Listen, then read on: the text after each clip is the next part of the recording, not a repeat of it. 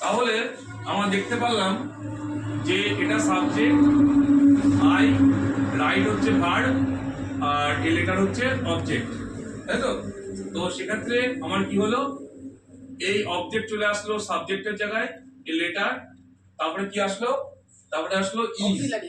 Is হচ্ছে be verb বা auxiliary verb, relate হচ্ছে ভার্বের থার্ড ফর্ম, তারপরে অ্যাড হলো কি বাই, আর এই সাবজেক্ট চলে গেল, হয়ে গেল কি এটা অবজেক্ট কে, তাহলে আই চেঞ্জ হয়ে কি হয়ে গেল, মি।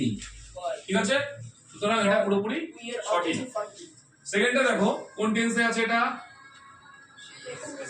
না শি ইজ প্রেজেন্ট কন্টিনিউয়াস। এইবার প্রেজেন্ট কন্টিনিউয়াস এর সূত্রটা কি, যে এটা একই হবে, এখানে চলে আসবে অবজেক্ট সাবজেক্টে, সাবজেক্ট কোথায় যাবে, অবজেক্টে, আর এখানে একটা বিইং যোগ হবে এক্সট্রা করে, কি যোগ হবে, বিইং। তাহলে এ বুক ইজ বিইং, আর এই মেইন ভার্ব কোনটা এখানে, রিড, এর থার্ড ফর্ম কি হবে, read, read, read, by heart. এটা একদম সঠিক। আর কেন হলো, সি থাকলে কি হয়ে যায়, আর। তারপরে we have won the match, আচ্ছা দ্য ম্যাচটা আগে আসবে, দ্য ম্যাচ, এইবার কি আসবে, একটা হ্যাভ বিন বা হ্যাজ বিন যোগ হবে, এখানে কি যোগ হলো, হ্যাজ বিন।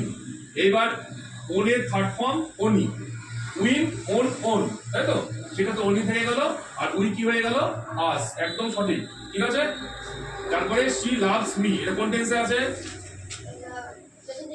প্রেজেন্ট ইনডিফিনিট, তাহলে মিটা কি হয়ে গেল, আই, তারপরে একটা অক্সিলারি ভার্ব বা বি ভার্ব কি আসলো, এম, তারপরে লাভের থার্ড ফর্ম কোনটা, লাভ, তারপরে বাই অ্যাডিশনাল সি থাকলে পরে হার্ড। তাহলে আমরা একটা সূত্র এখানে পেলাম, হি থাকলে পরে কি হয়ে যাবে, হিম, তাই তো, আই থাকলে পরে কি হয়ে যাবে, মি, বলো, আচ্ছা উই থাকলে পরে কি হয়ে যাবে, আস, দে থাকলে পরে দেম, কোন ক্ষেত্রে এটা ভয়েস সেন্সিটিভ হয়, আর ইউ থাকলে পরে কোনো চেঞ্জ হবে না, ইউ ইউই থাকবে, আর সি থাকলে পরে হার্ড। তাহলে দেবরাজ এক্সেলেন্ট, চারটে ঠিক করেছো, ওয়েল ডান।